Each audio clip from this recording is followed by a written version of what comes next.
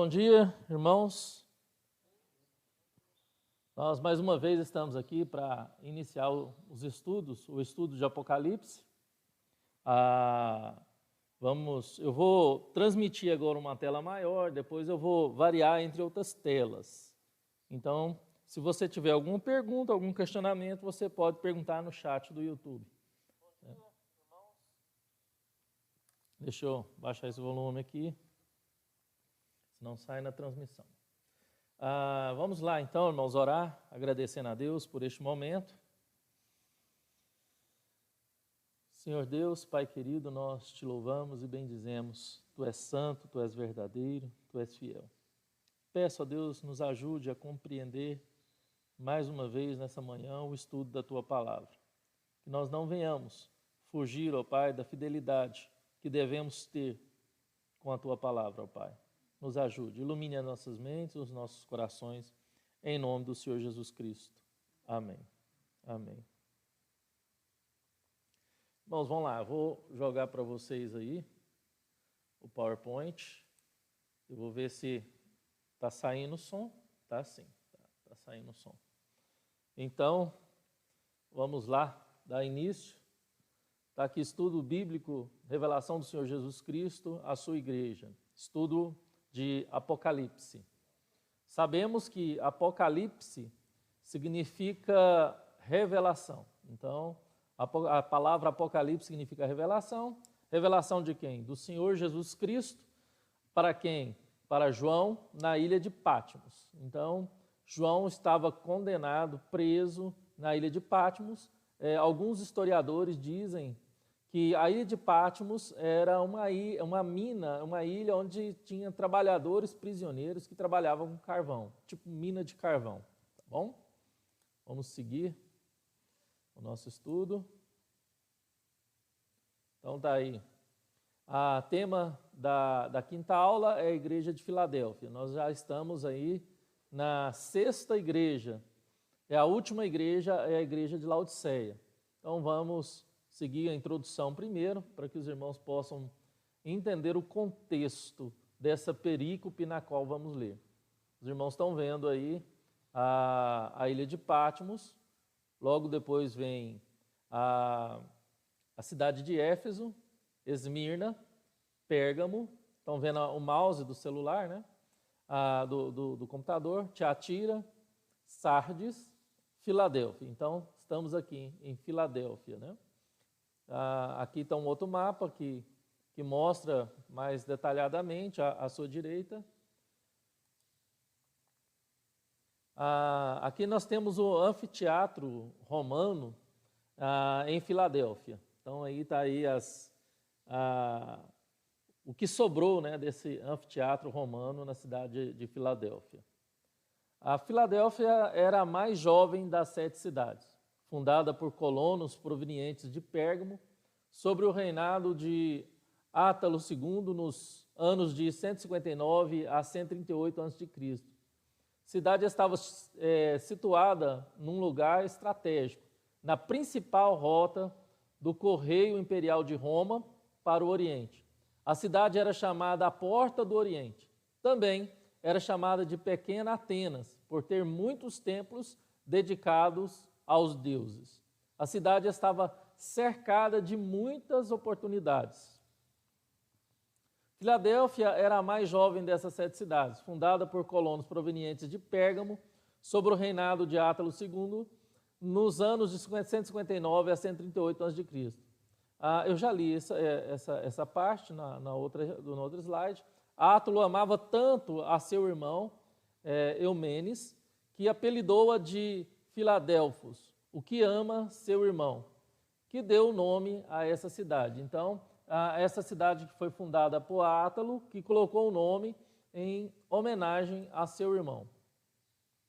Está aí, Filadélfia se encontra hoje onde é a Turquia. Então, você vê que essa parte colorida aqui, tudo é território da Turquia. Então, aqui encontra-se as cidades, né? Aqui, ó. Aqui se encontra, aqui está, aqui onde está o mouse, não sei se vocês estão enxergando, aqui está Filadélfia. Vamos seguir. Filadélfia é uma cidade localizada próxima à costa oeste da Turquia, atualmente chamada de Alzemir. Seu nome é originado da palavra grega Filadelfos, filos, afeto, adelphos, irmão.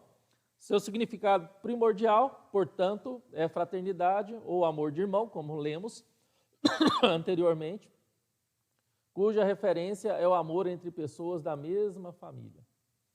Hoje nós temos uma foto mais recente da cidade de antiga Filadélfia, que hoje é essa cidade aqui que vocês conseguem enxergar. Uma cidade moderna. O que restou da cidade de Filadélfia antigo são poucos sítios arqueológicos e este daqui é um deles. Vamos ler a Bíblia. Está errado aqui o título, mas aqui está certo. Então vocês podem acompanhar a leitura. Ao anjo da igreja em Filadélfia escreve: essas coisas diz o santo, o verdadeiro, aquele que tem a chave de Davi, que abre e ninguém fechará, e que fecha e ninguém abrirá. Conheço as tuas obras. Eis que tenho posto diante de ti uma porta aberta, a qual ninguém pode fechar, que tens pouca força, entretanto guardastes a minha palavra e não negastes o meu nome. Eu farei que alguns dos que são da sinagoga de Satanás, desses que a si mesmos se declaram judeus e não são, mas mentem, eis que os farei vir prostrar-se aos teus pés e conhecer que eu te amei. Porque guardaste a palavra da minha perseverança, também eu te guardarei da hora da provação que há de vir sobre o mundo inteiro, para experimentar os que habitam sobre a terra. Venho sem demora, conserva o que tens, para que ninguém tome a tua coroa. Ao vencedor, faloei coluna no santuário do meu Deus, e daí jamais sairá.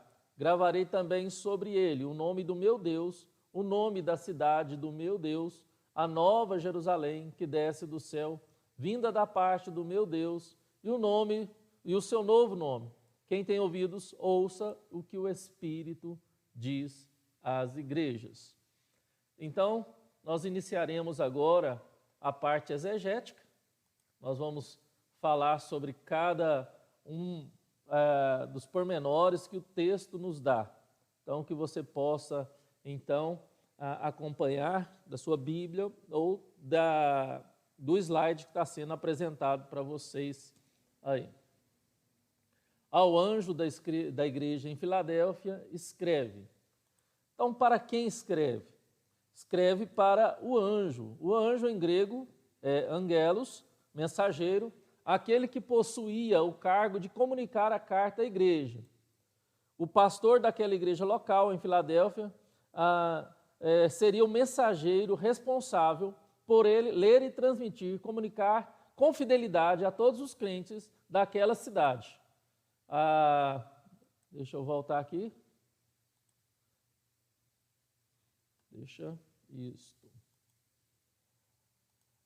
Então, para que os irmãos possam entender melhor, quando a Apocalipse se refere ao anjo da igreja, ele está referindo ao pastor, ao bispo local daquela igreja.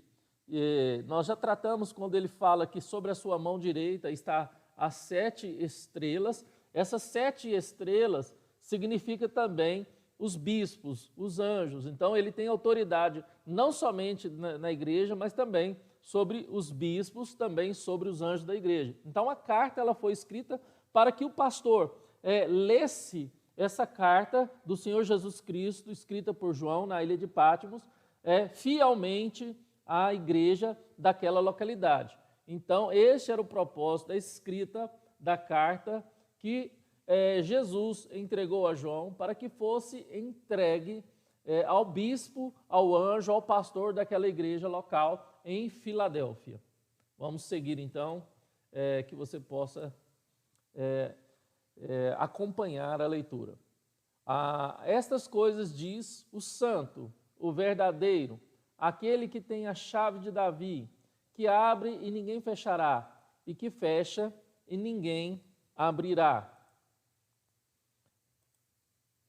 Para uma igreja perseguida pelos falsos mestres, Jesus se apresenta como santo e verdadeiro. Jesus não apenas se apresenta como Deus, mas destaca que ele é separado, possui santidade absoluta em contraste com os que vivem em pecado. Cristo é o santo santo em seu caráter, obras e propósito. Ele não é a sombra da verdade, ele é a essência da verdade. Ele é Deus confiável, real em contraste com os que mentem. É perceptível no versículo 9, nós vamos chegar lá. Ele não é uma cópia de Deus, ele é o Deus verdadeiro. Havia centenas de divindades naqueles dias, mas somente Jesus poderia reivindicar o título de verdadeiro Deus. Somente Jesus podia reivindicar o título de verdadeiro Deus.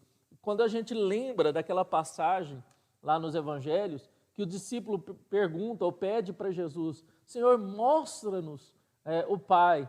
E Jesus responde: mas há tanto tempo estou convosco e não me conheces. Então Jesus mesmo, ele se apresenta como próprio Deus. Aí nós entendemos a questão da Trindade, Pai, Filho e Espírito Santo. 3 pessoas distintas numa mesma essência. 3 pessoas distintas no papel de Pai, o Criador, o Filho, aquele que executou, e o Espírito Santo, aquele que aplica o projeto do Pai, que o Filho executou em nossos corações. Mas Jesus Cristo é o Deus Filho, o Deus que se encarnou para nos salvar e nos libertar. E quando esse texto do versículo 7 fala, essas coisas diz o santo, o verdadeiro, aquele que tem a chave de Davi, que abre e ninguém fechará, e que fecha que ninguém abrirá, essas coisas diz o santo, quer dizer, essas coisas diz aquele que foi separado, porque a palavra santo no grego significa kodesh, aquele que é separado, e quem nada mais e nada menos foi separado por Deus para cumprir um propósito em nosso favor. Jesus Cristo, ele foi separado por Deus para morrer em nosso lugar, para conquistar para nós a salvação e nos dar a salvação gratuitamente. Então vamos seguir. Se você quer perguntar alguma coisa, pode nos perguntar aí pelo chat.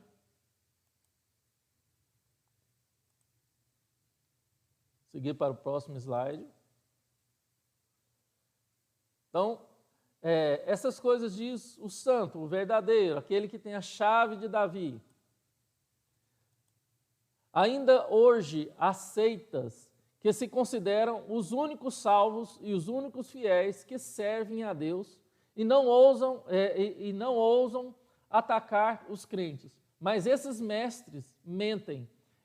Com eles não está a verdade. Devemos olhar não para suas palavras insolentes, mas para o Senhor Jesus, que é santo e verdadeiro, aquele que tem a chave. Apocalipse 1:18 lemos: tenho as chaves da morte e do inferno. Ter a chave de Davi indica que o seu poder e autoridade para reinar. Como está em Isaías 22:22, nós vamos ler esse texto agora. Salvando do poder da morte e do cativeiro satânico, e para julgar o destino eterno dos homens. Lembra a sua autoridade soberana nos céus e na terra.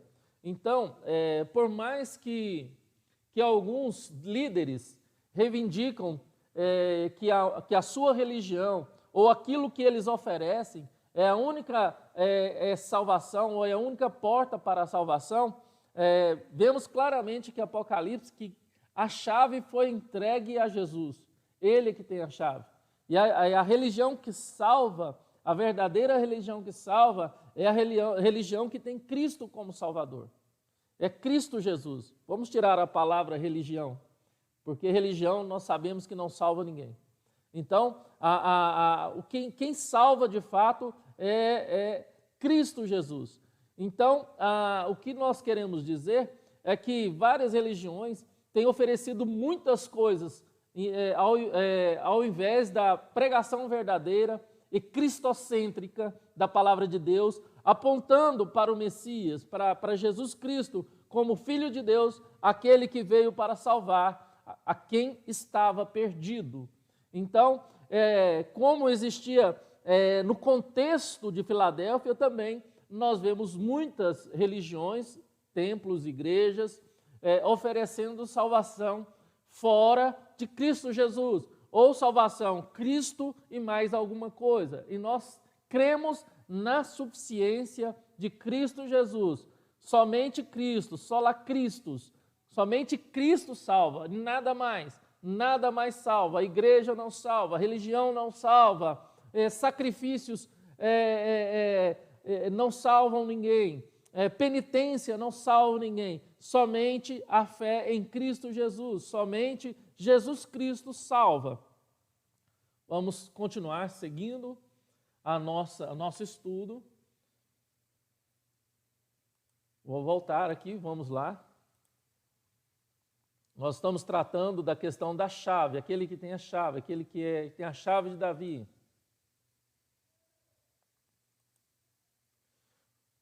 Porei sobre o seu ombro a chave da casa de Davi, e ele abrirá, e ninguém fechará, fechará e ninguém abrirá. Aqueles textos que nós lemos agorinha que eu falei que a gente iria ler posteriormente. Então, nós estamos lendo o texto.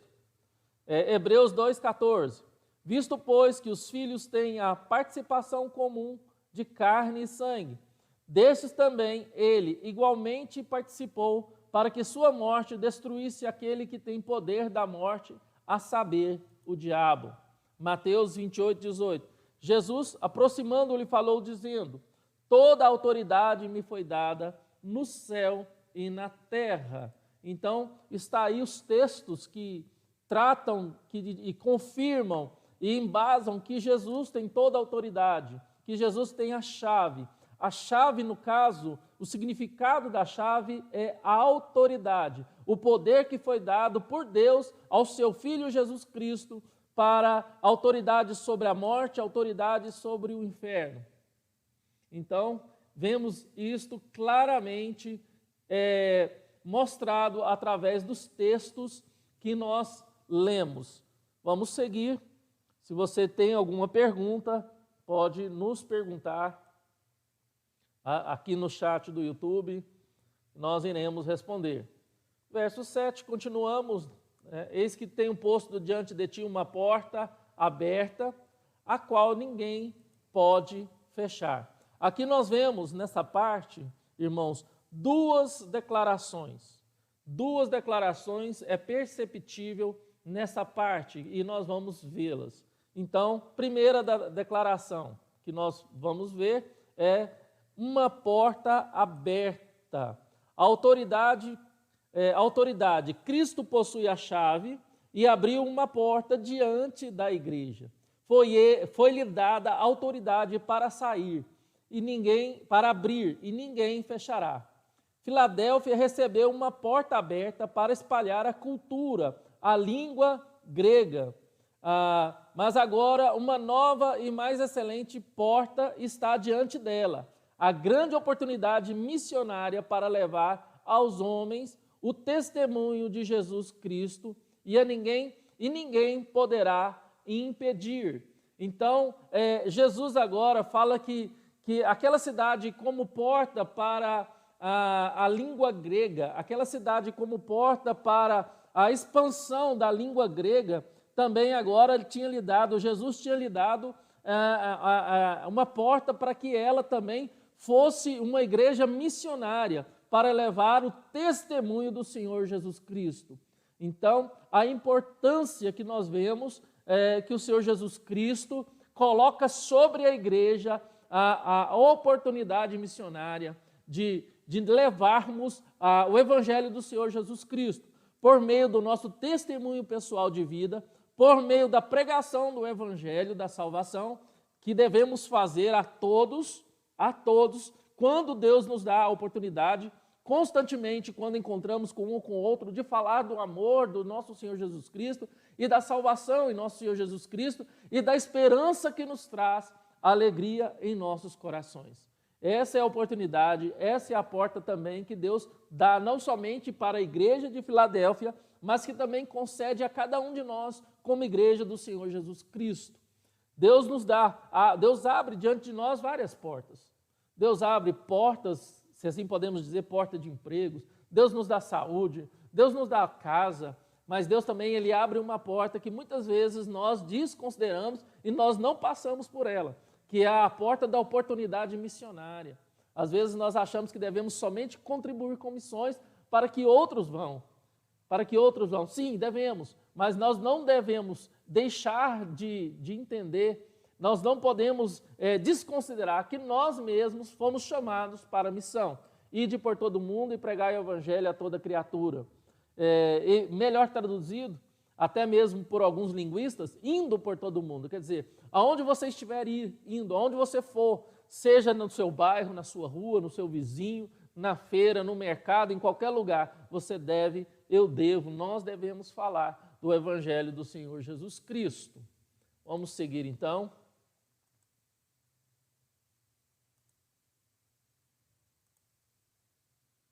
Nós falamos sobre a primeira questão. Agora também eu digo que tu és Pedro, e sobre esta pedra edificarei a minha igreja, e as portas do inferno não prevalecerão contra ela.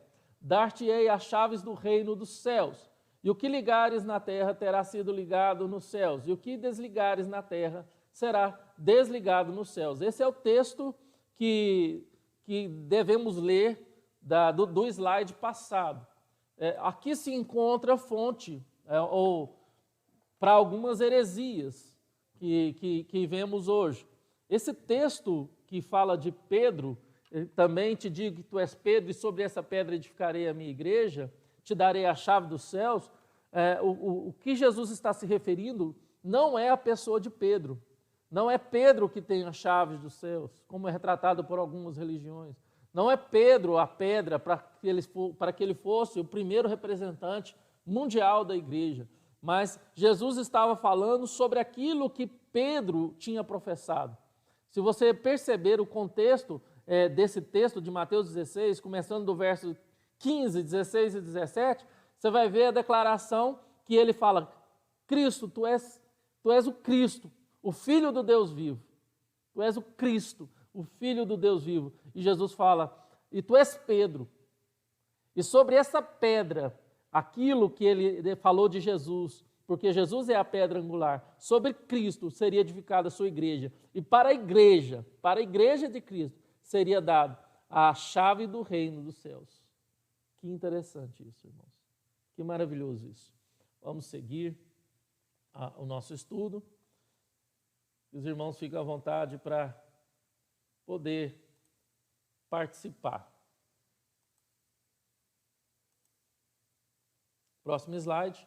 Que tens pouca força, entretanto, guardastes a palavra da minha, guardaste a minha palavra e não negastes o meu nome. Para uma igreja sem forças, aos olhos do mundo, Jesus a parabeniza pela sua fidelidade.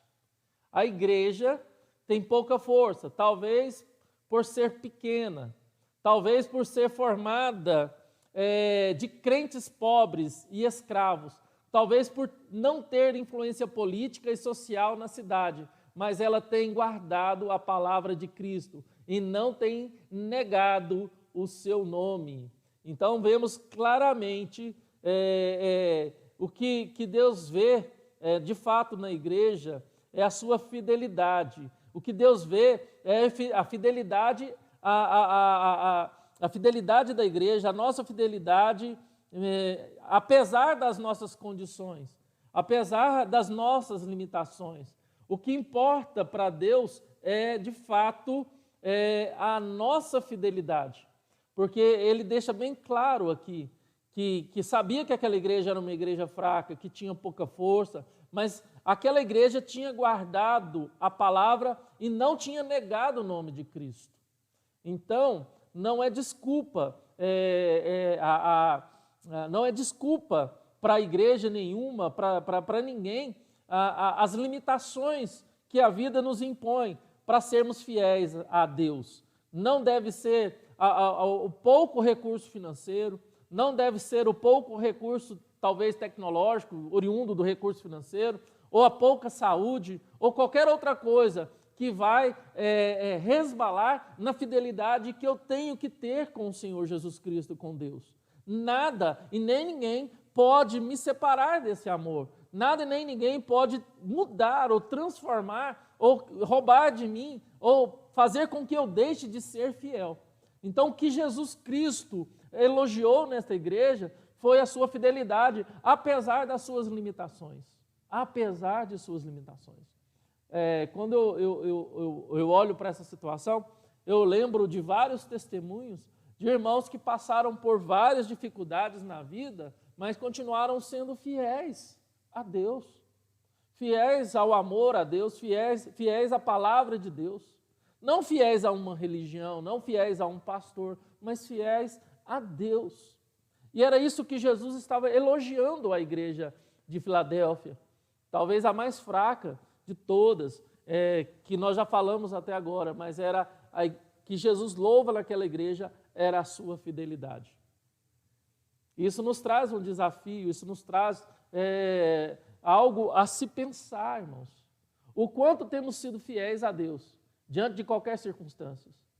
Porque muitas vezes nós somos fiéis às nossas convicções. Nós somos fiéis às nossas próprias convicções, aquilo que nós achamos que é certo ou que é errado. E aí quem dita a nossa fidelidade não é a palavra de Deus, mas as circunstâncias, mas aquilo que eu acho, aquilo que eu penso.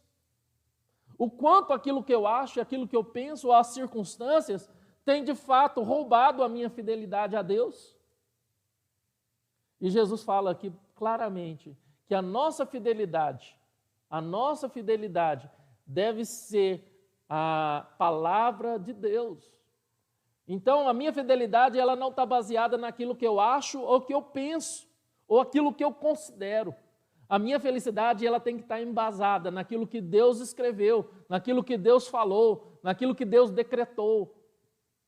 E para isso não há questionamentos. Eu não posso questionar Deus, eu não posso duvidar de Deus.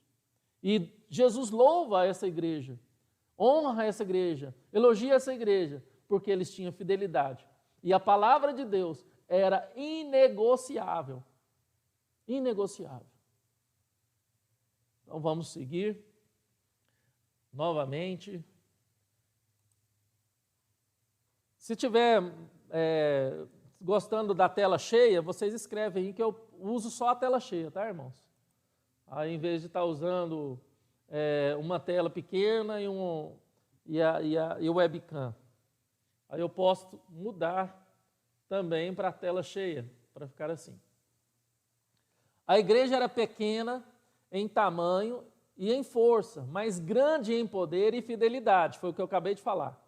Deus, na verdade, escolhe as coisas fracas para envergonhar as fortes. Sardes tinha o nome e fama, mas não vida.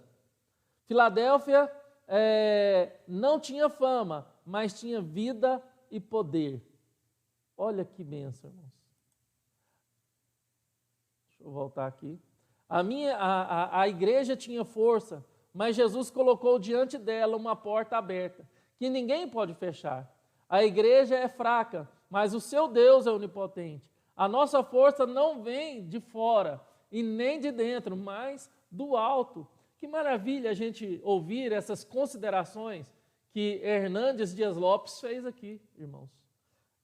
Nós temos usado o texto, o livro do Hernandes Dias Lopes como aplicação prática, e aqui está uma aplicação prática de tudo aquilo que eu falei. Eu não vou repetir, mas nós como igreja sabemos que quem coloca uma porta aberta diante de nós é Deus, e que a nossa força, ela não vem de fora, mas ela vem do alto, ela vem de Deus.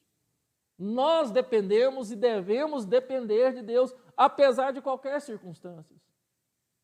O nosso coração, eles têm que estar em Deus. As nossas expectativas em relação ao futuro, a melhora do futuro, ela não deve ser negociada e dada, entregue ao homem, à política, ou à medicina, ou a qualquer outra coisa, mas a nossa confiança em relação ao futuro, e descansamos nisso, está em Deus, o Criador dos céus e da terra. É isso que essa igreja nos ensina, e é isso que Jesus louva essa igreja, elogia essa igreja. Vamos seguir então, que você possa entender o que Jesus continua falando aqui para esta igreja. A segunda declaração de Jesus está: guardastes a minha palavra, fidelidade e integridade doutrinária, bem como a sua aplicação moral diante do mundo. A terceira declaração: não negastes o meu nome, deu testemunho persistente público ao mundo por fé, mesmo diante das ameaças e privações. Mesmo das ameaças e privações. Claramente nós vemos aqui o desafio da segunda declaração e o desafio da terceira declaração. Não negar a Cristo diante de ameaças. Não negar a Cristo diante da dúvida. Não negar a Cristo diante de tantas coisas que iremos passar ou que vamos passar, como essa igreja passou. E para não negar a Cristo, é necessário que a gente venha guardar com fidelidade, integridade, a palavra de Deus. Guardar no coração, guardar sempre, para que a nossa fidelidade, a nossa integridade não possa ser resbalada ou afetada por nada que venha acontecer neste mundo. Então vamos lá. Eis que farei que alguns dos que são da sinagoga de Satanás, desses que a si mesmos se declaram judeus e não são, mas mentem, eis que os farei vir prostrar aos teus pés e conhecer que eu te amei. Conhecer que eu te amei. Vou colocar aqui no slide maior para que vocês possam acompanhar a leitura e depois a gente comenta. A igreja em Filadélfia sofria oposição, não apenas dos romanos que a dominavam, mas também dos falsos judeus, falsos irmãos, os quais se declaravam judeus, mas não eram, mentiam. Vamos lá, eu creio que eu coloquei esse texto de Romanos aqui para a gente ler. Se eu não coloquei, nós vamos ler assim mesmo, não coloquei. Eu vou abrir aqui na minha Bíblia. Coloquei, está aqui. Aqui o texto logo embaixo, irmãos. E não pensemos que a palavra de Deus haja falhado, porque nem todos os de Israel são, de fato, israelitas, nem por serem descendentes de Abraão são todos os filhos, seus filhos, mas em Isaque será chamada a tua descendência. Isto é, esses filhos de Deus não são propriamente os da carne, mas devem ser considerados como descendência os filhos da promessa. Então, o que Jesus estava querendo dizer para nós, o que Jesus estava querendo dizer para aquela igreja, consolando os da igreja de Filadélfia, era aquela velha história, aquela situação de falar, não, os judeus, o povo de Israel, eles são filhos autênticos, eles são filhos legítimos. Então, nós temos que nos submeter a Israel, nós temos que submeter ao povo judeu, porque eles são filhos de fato, por herança, por decreto, e nós apenas estamos pegando uma carona nisso. E Paulo e Jesus agora deixa bem claro que Deus não olha assim, porque agora não são os da descendência de Abraão, não são os que nascem naquela terra, ou que se chamam, ou que se falam que são filhos de Abraão, ou são judeus de fato, mas sim os filhos da promessa, gente de todos os povos, gente de todas as tribos, gente de todas as nações, que são chamados para serem filhos de Deus. Não há diferença nenhuma daqueles que nasceram lá, que da descendência de Abraão, comigo e com você, que não sabemos a nossa origem, se nós temos uma origem judaica ou não. Não tem diferença nenhuma, porque agora nós somos filhos de Deus, porque nós cremos em Cristo Jesus. O autêntico Filho de Deus é Cristo Jesus. E nós fomos enxertados na videira verdadeira por meio de Cristo Jesus. Que benção, agora nós somos filhos de Deus, por causa de Cristo Jesus. E não há autenticidade maior do que essa. Não há autenticidade maior do que essa. Então não há diferença nenhuma. Nenhuma. Quando nós colocamos os judeus, os descendentes de Abraão, o povo de Israel, num patamar acima de qualquer coisa, nós estamos indo contra a palavra de Deus. Contra a palavra de Deus. Porque são filhos de Deus aqueles que reconhecem o Senhor Jesus Cristo como seu único Senhor e Salvador. Pronto. Apenas são filhos de Deus esses que estão enxertados na videira verdadeira através de Cristo Jesus. Mas, quando o Senhor Jesus fala que eles são sinagoga de Satanás, porque eles estavam usando a boca para mentir e enganar. Estavam sendo, de fato, os falsos mestres. Então, vamos seguir aqui nossos slides.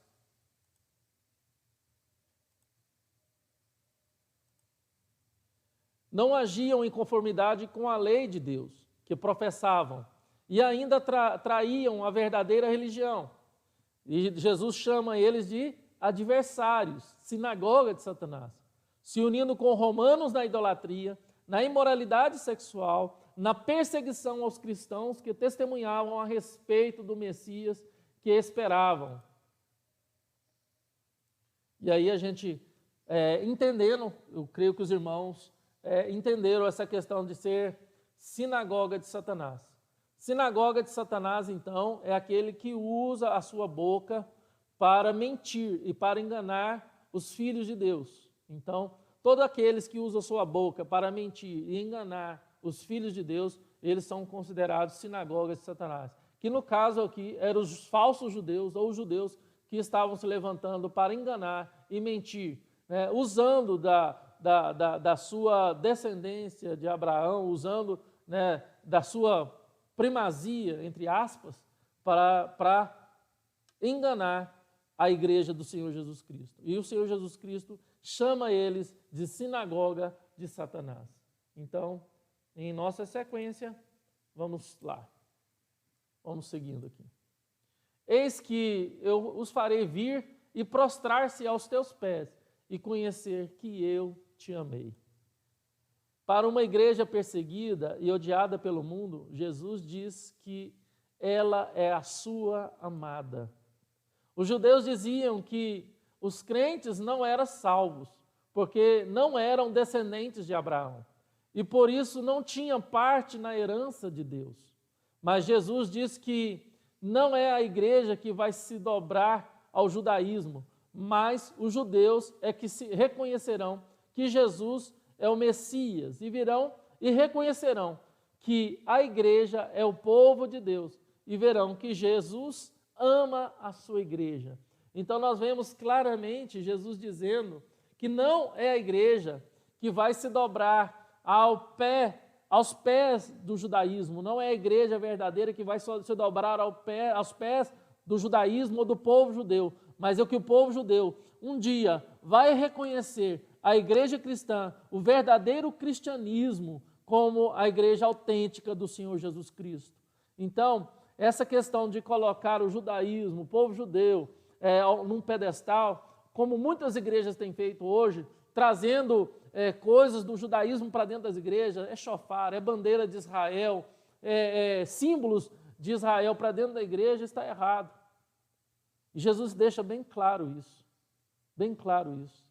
porque hoje o que nós devemos ter não são os símbolos de Israel, não são o shofar, não é nada que Israel nos oferece, mas nós temos que ter e fazer aquilo que Jesus nos deu e nos oferece. Temos que ser fiéis apenas a Jesus Cristo, nosso Senhor e Salvador. Seguindo, vamos lá.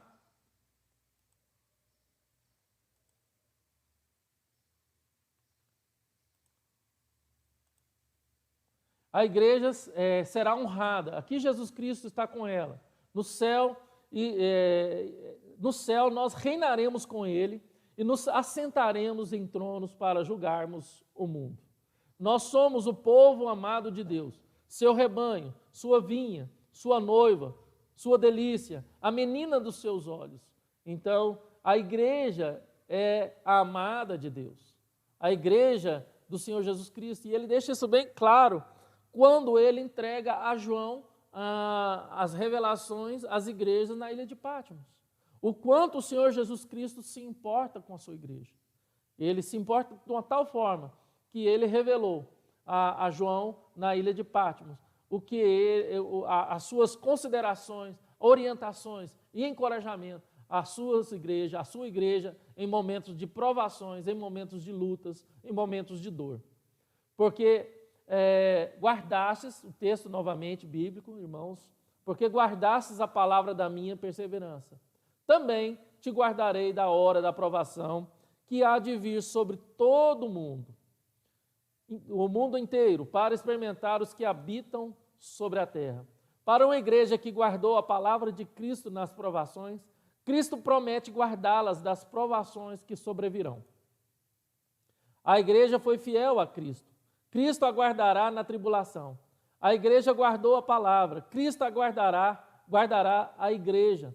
A igreja de Filadélfia não constrangiu e nem cedeu às pressões. Ela preferiu ser pequena e fiel e ser grande e não mundana. Hoje, muitas igrejas têm abandonado o antigo evangelho por outro evangelho, mais palatável, mais popular, mais adocicado. Um evangelho centrado no homem e não em Deus. Então, isso aqui é muito sério. Quando nós vemos essas considerações que Hernandes Dias Lopes coloca no seu livro, quando ele fala, é que de fato as pessoas têm procurado um evangelho mais adocicado, mais palatável. Estou num projeto de leitura do livro de C.S. Lewis, Cristianismo Puro e Simples, e C.S. Lewis ele fala desse evangelho como um evangelho aguinha com açúcar. Então, muitos cristãos hoje têm procurado viver um evangelho aguinha com açúcar. E, na verdade, o que Jesus louvou essa igreja, elogiou essa igreja, é porque eles ficaram fiéis naquilo que foi entregue pelos apóstolos, a doutrina dos apóstolos, o ensino dos apóstolos. E não aquilo que os homens foram colocando a esse evangelho para que ele fosse mais palatável, mais adocicado. Então, nós devemos, irmãos, tomar muito cuidado com isso. Porque a palavra de Deus, infelizmente para alguns, se eu posso assim dizer, infelizmente para alguns, choca, bate, contrapõe,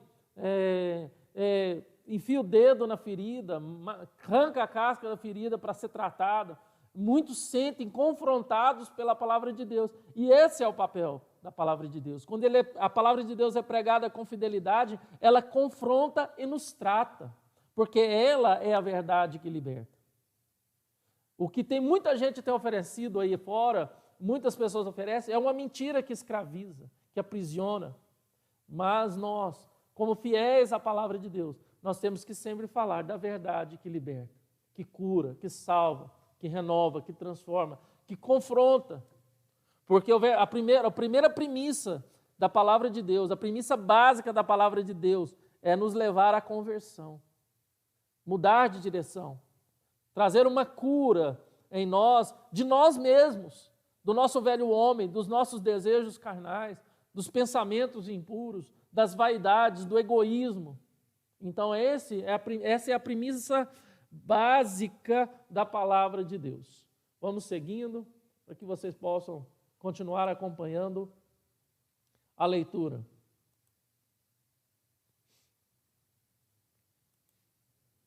Cristo é o protetor da igreja, as portas do inferno não prevalecerão contra ela. Ele é um muro de fogo ao seu redor. Ele é o povo selado de Deus e maligno, nem seus terríveis agentes, o maligno e nem seus terríveis agentes podem tocar na igreja de Cristo. ela está segura nas suas mãos, nas mãos do Senhor. O castelo forte, se nos quiserem devorar, demônios não contador, não nos iriam derrotar, nem ver-nos assustados, porque Deus é o nosso castelo forte. Jesus usa nesta carta 3 símbolos que regem toda a mensagem. Uma porta aberta, a chave de Davi, coluna no santuário de Deus. É colocada diante da igreja uma porta aberta que ninguém pode fechar. Verso 8.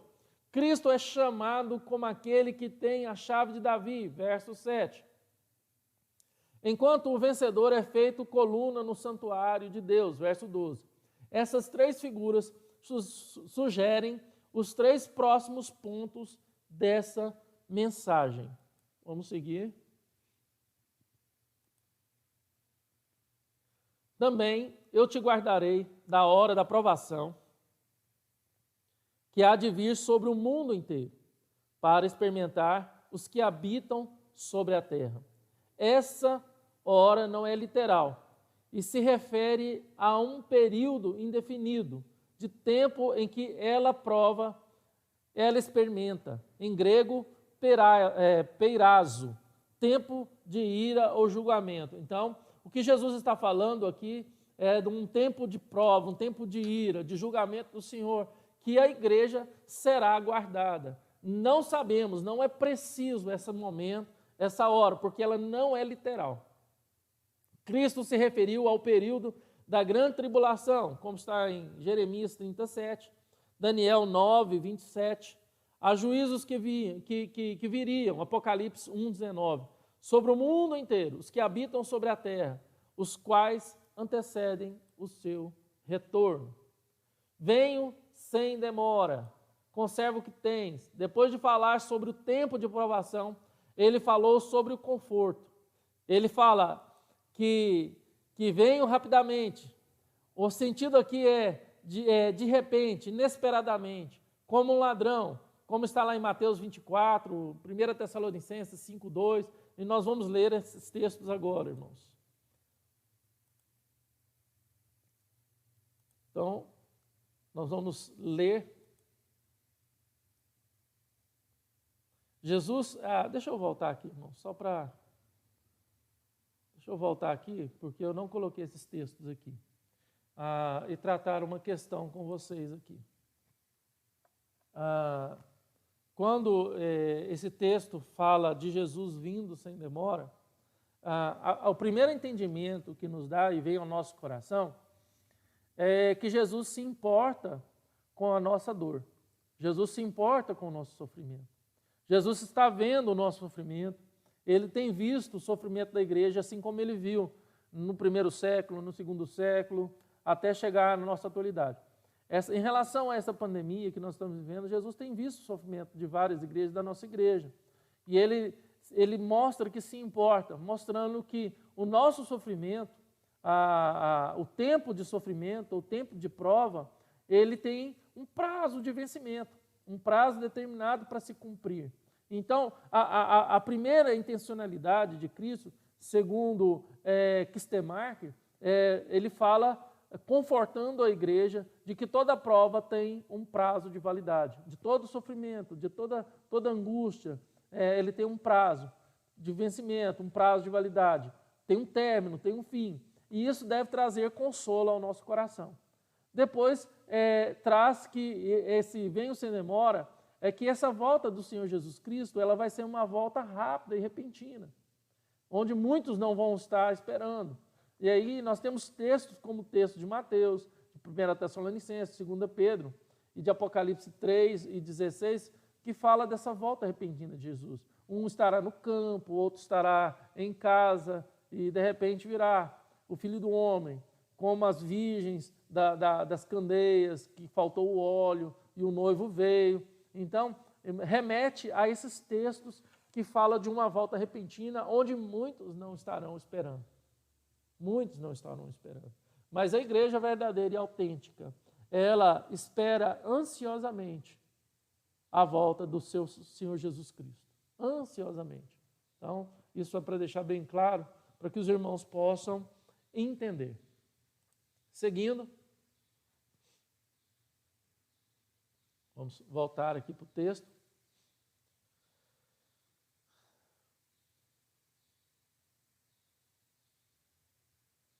Jesus envia um telegrama à igreja. Eis que venho sem demora. É só mais um pouco e chegará o dia da recompensa. A herança que ele preparou para nós é gloriosa. Cristo virá em breve. Não precisamos de nada novo. Precisamos guardar o que temos. Precisamos proclamar que já possuímos. Isso aqui são as aplicações do Hernandes Dias Lopes, tá, irmãos? Como eu falei para os irmãos, eu tenho usado John Stott, Kistemaker, William Hendricks. Né? A coroa conserva, aí vem a segunda parte do versículo. Conserva o que tens, para que ninguém tome a tua coroa. A coroa era um objeto conhecido em Filadélfia, especialmente no contexto dos jogos. Os vencedores recebiam uma coroa. E do governador político, pois só os reis e imperadores usavam. A advertência previne a igreja contra as provações, perseguições e tentações daqueles dias. Ela poderia até perder os bens, ser privada de benefícios, seus membros serem torturados e martirizados, mas não deveria aceitar que lhe fosse tirada a honra ou autoridade de preservar, ser fiel ao Senhor Jesus Cristo. O que nós percebemos, irmãos, e eu gostaria de lembrá-los, é que nesta ocasião que Jesus escreveu, mandou João escrever e revelou essa carta às igrejas, né, ia começar uma grande provação contra a igreja do Senhor Jesus Cristo. E para quem leu a história da igreja, nós sabemos o quanto a igreja foi perseguida, quantos morreram martirizados, quantos foram jogados nos coliseus, quantos foram queimados vivos, quantas atrocidades aconteceram contra os cristãos. E o que Jesus está dizendo aqui, conserva o que tens, para que ninguém tome a sua coroa. Jesus está falando que aquilo que Jesus tinha para dar era mais do que aquilo que eles tinham a perder, que nada que eles viessem a perder, nem que fosse a própria vida, nem que fosse o comércio, o seu dinheiro, por causa da confiscação ou do confisco do Império Romano e das perseguições duras que os cristãos sofriam, nada que eles viessem a perder compensava, era melhor do que aquilo que já estava garantido por Cristo Jesus no céu. Toda a autoridade, toda a honra era garantida, né? O significado da coroa, autoridade e honra. Então, o significado de coroa não é que eles iriam receber uma coroa, cada cristão vai receber uma coroa, mas era autoridade e honra nos céus. Então, muito se entende também o galardão como essa coroa, que significa, o que é o galardão? Autoridade e honra. Então, o galardão é honra. Quanto maior o galardão, mais honra, mais autoridade.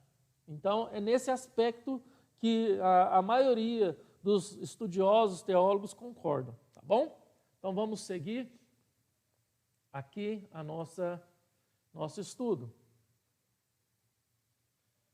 Ao vencedor faloei coluna no santuário do meu Deus, e daí jamais sairá. Gravarei também sobre ele o nome do meu Deus, o nome da cidade do meu Deus, a nova Jerusalém, que desce do céu, vinda da parte do meu Deus, o seu novo nome.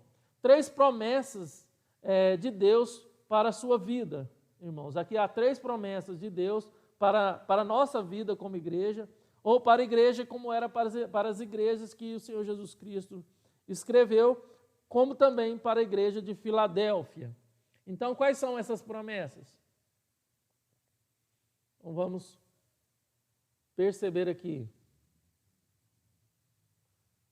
Vou voltar aqui porque... Isso. Primeira promessa, far-lo-ei coluna no santuário do meu Deus. Ele será como uma coluna no santuário, nenhum terremoto os encherá de medo, ou os levará para fora da cidade celestial, como está Hendricks colocou em seu livro, na página 96. Todos são edificados como santuários de Deus, como está em Efésios 2, versos 19 e 22. Mas alguns serão honrados dentro desse templo celestial, que na verdade não é nada menos do que a presença de Deus. Eu queria deixar claro aqui um contexto para que os irmãos possam entender o que Jesus quis dizer quando ele falou que far-lo-ei coluna no santuário de Deus. Essa cidade de Filadélfia, ela foi destruída várias vezes por terremotos. Ali aconteciam terremotos constantes. Então, muitas vezes, as pessoas preferiam morar em tendas fora da cidade do que na cidade, que tinha muitos edifícios com colunas, porque aquela coluna poderia cair e matá-los. Então, quando Jesus falou, "Se falou coluna no santuário do meu Deus", ele está falando aqui que essas colunas, elas eram firmes. Essas colunas, elas não estavam suscetíveis a cair. Essas colunas eram honradas de tal forma que traria segurança aos filhos de Deus. Num ambiente de insegurança por causa de terremotos, agora Jesus fala que eles seriam essas colunas. Eles seriam sustentados por Deus e teriam essa garantia de que eles mesmos receberiam essa honra e da presença de Deus constante em suas vidas, trazendo segurança e paz que muitas vezes aquela igreja não tinha, aquela cidade não tinha, por causa dos constantes terremotos, que devastou aquela cidade por várias vezes. Seguindo, então, vamos lá. Para a segunda promessa, e daí jamais sairá. Então, a segunda promessa, a primeira é falo-ei coluna, né? E a segunda promessa é e daí jamais sairá. Ele nunca será removido deste lugar, dedicado ao Senhor. O vencedor tem um lugar eterno, fixo na presença e na adoração a Deus. Em contraste com a estabilidade da vida em uma cidade propensa a terremotos diários, aqueles que vencem é prometido estabilidade e segurança eterna. Que maravilha, irmãos!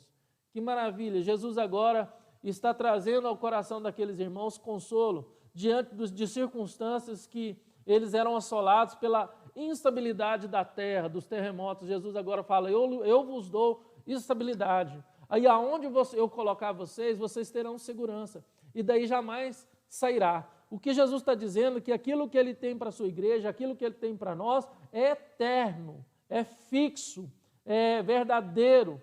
Não pode ser tomado, não pode ser tirado, não pode sofrer mudança e nem abalo.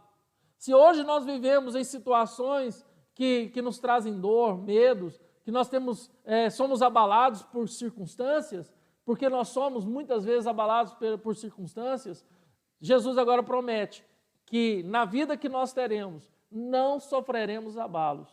Nós não teremos medo, porque Deus nos dá agora um lugar fixo, de valor eterno, que não sofre variação ou mudança. Glória a Deus, irmãos. Porque nesta vida, nós somos suscetíveis a variações e a mudanças. Nós somos suscetíveis a muitas coisas que forçam o nosso comportamento, que muda a nossa maneira de viver. Não é o que está acontecendo por meio desse isolamento social, dessa quarentena? Tivemos que readaptar, as famílias tiveram que readaptar, as pessoas tiveram que readaptar, a igreja teve que readaptar. Então Jesus está oferecendo para a igreja, para mim e para você, algo que nunca vai mudar. Nós nunca vamos precisar nos readaptar, porque não haverá variação e não haverá mudança. Que bênção, que maravilha. Seguindo. Terceira promessa. A máquina está meio lenta, mas vai dar. Gravarei também sobre ele o nome do meu Deus, o nome da cidade do meu Deus, a Nova Jerusalém, que desce do céu, vinda da parte do meu Deus e do meu novo nome. Ele receberá 3 nomes especiais de Deus: identificação de propriedade eterna, da Nova Jerusalém, referência à presença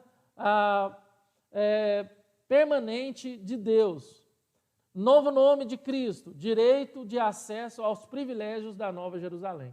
Então ele deixa bem claro que também sobre ele estará o novo nome de Deus. E nós sabemos que os nossos nomes está escrito no livro da vida. Nós temos um novo nome, e isso é bem claro. Então, Jesus agora está falando desse novo nome.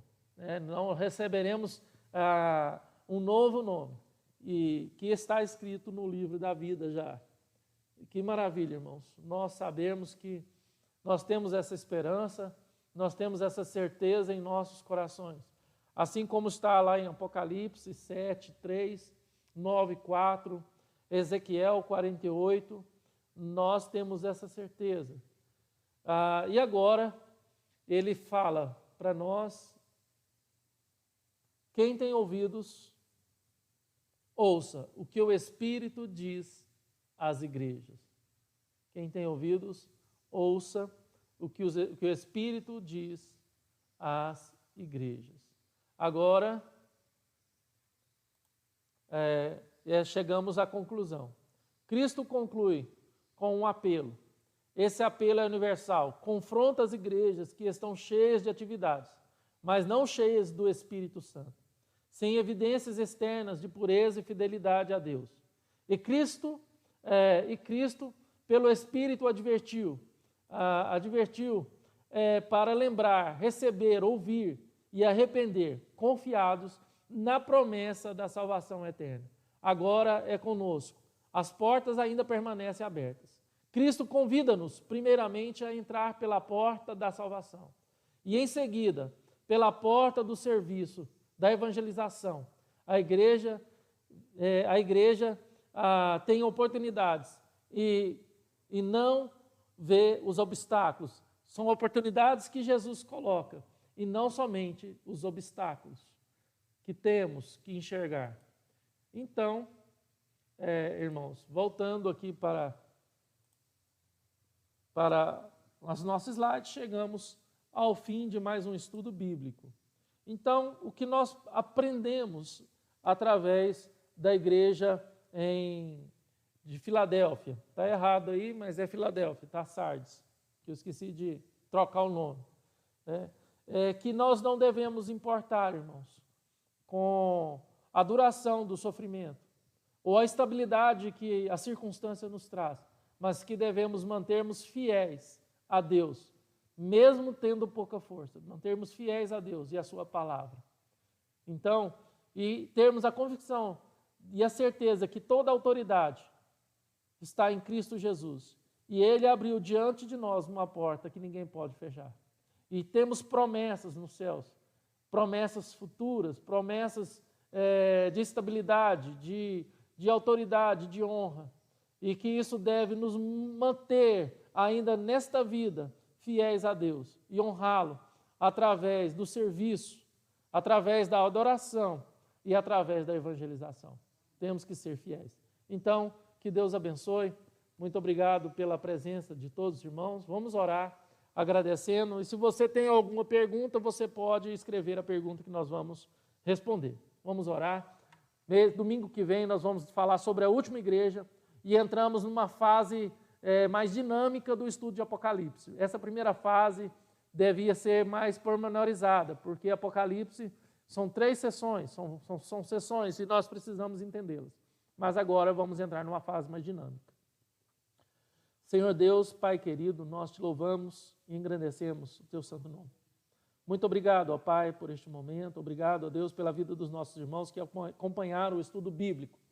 Esteja acrescentando no coração de cada um, ó Deus, a tua palavra. Fala conosco, nós agradecemos e te louvamos e bendizemos. Em nome do Senhor Jesus Cristo, ó Pai, nos dê um dia agradável, um momento de comemoração com as nossas mães.